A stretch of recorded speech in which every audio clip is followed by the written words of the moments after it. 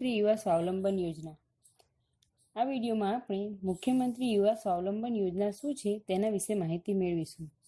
ગુજરાત સરકારનું યુવાનોને સ્વાવલંબન કરવા માટેનું મહત્વનું પગલું એટલે MYSY યોજના.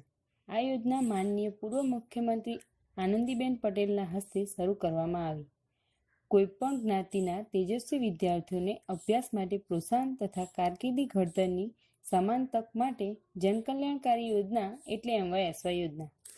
આ વિડીયોમાં આપણે MYSY યોજના શું છે, તેના ફાયદા કોણ મેળવી શકે, તેના શું ફાયદા છે અને તેને મેળવવા માટેની શું શરતો છે તે જાણીશું.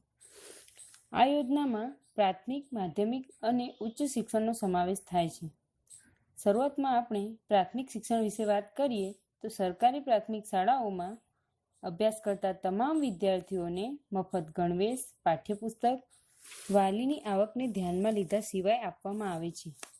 એવી જ રીતે સરકારી માધ્યમિક અને ઉચ્ચતર માધ્યમિક શાળાઓના તમામ વિદ્યાર્થીઓને વાલીની વાર્ષિક આવકને ધ્યાનમાં લીધા સિવાય મફત પાઠ્યપુસ્તકો આપવામાં આવે છે. હવે વાત કરીએ ઉચ્ચ શિક્ષણની.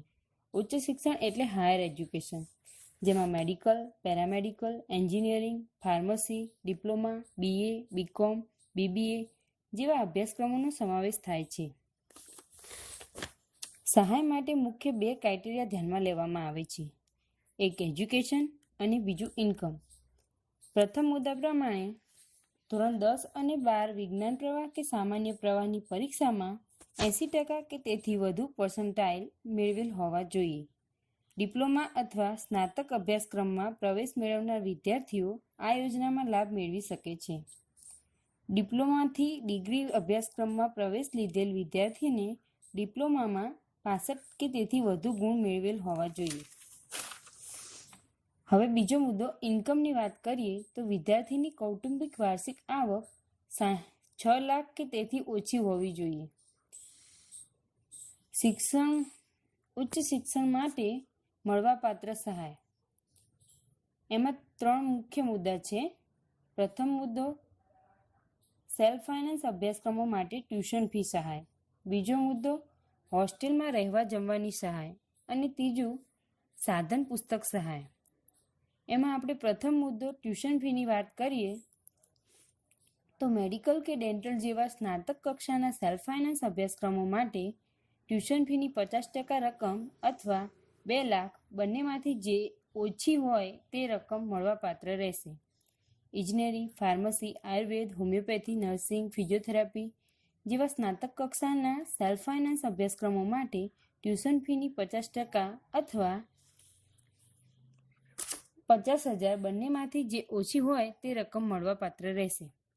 ડિપ્લોમા કક્ષાના સેલ્ફ ફાઇનાન્સ અભ્યાસક્રમો માટે ટ્યુશન ફીની 50% રકમ અથવા ₹25,000 બંનેમાંથી જે ઓછી રકમ હોય તે મળવાપાત્ર રહેશે.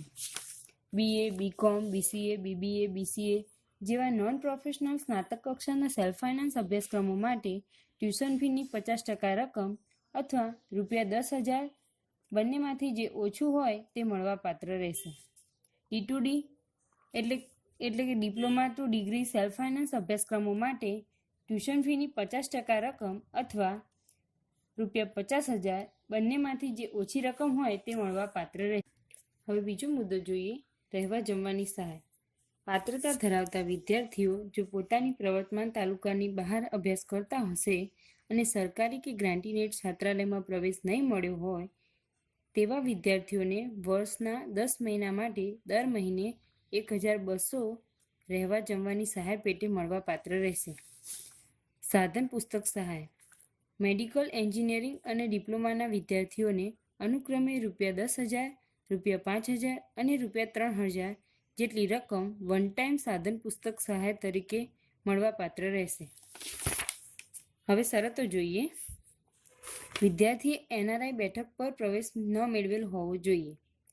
ભારત સરકાર અથવા રાજ્ય સરકારની વિવિધ યોજનાઓ પૈકી કોઈ એક જ યોજનામાં લાભ લઈ શકાય. સહાય વિદ્યાર્થીના બેંક એકાઉન્ટમાં સીધી જમા થશે. કોઈ વિદ્યાર્થી ખોટી વિગતો કે ખોટું આવકનું પ્રમાણપત્ર રજૂ કરી છેતરપિંડીથી સહાય મેળવે તો વિદ્યાર્થી પાસેથી સહાયની તમામ રકમ 18% દંડનીય વ્યાજ સહિત પરત કરવાની ઉપરાંત કાયદેસરની કાર્યવાહી માટે પગલાં લેવામાં આવશે. વિદ્યાર્થીએ પ્રવેશ મેળવ્યા પછી ક્રમિક શૈક્ષણિક વર્ષમાં રિન્યુઅલ સહાય મેળવવા માટે અગાઉ જે વર્ષ સહાય મળી હોય તે પરીક્ષામાં ઓછામાં ઓછા 50% માર્ક્સ સાથે ઉત્તીર્ણ થવાનું રહેશે અને તે જ વર્ષમાં ઓછામાં ઓછી 75% હાજરી હોવી જરૂરી રહેશે. હવે ઉચ્ચ શિક્ષણ સહાય અંતર્ગત યોજનાનું અમલીકરણ કેવી રીતે થાય તે જોઈએ. MYSY યોજના MYSY વેબ પોર્ટલ પર ઓનલાઈન અરજી કરવી. અરજી કર્યા પછી જે તે નજીકના હેલ્પ સેન્ટર પર જઈ વેરિફિકેશન કરાવો. KCG હેલ્પ સેન્ટર દ્વારા અરજી મંગાવી આગળની કાર્યવાહી કરશે.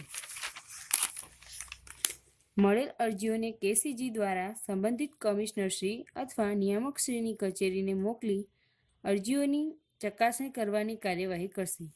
નિયત કરાયેલ જોગવાઈ મુજબ ધોરણો સંતોષાતા વિદ્યાર્થીઓને સહાય માટે સંબંધિત કમિશનરશ્રી કે નિયામકશ્રીની કચેરી દ્વારા KCGને ભલામણ કરશે. KCG દ્વારા કેન્દ્રીયયુક્ત ધોરણે સહાયની રકમનું ચૂકવણું. If you like this video, please subscribe our channel for more video.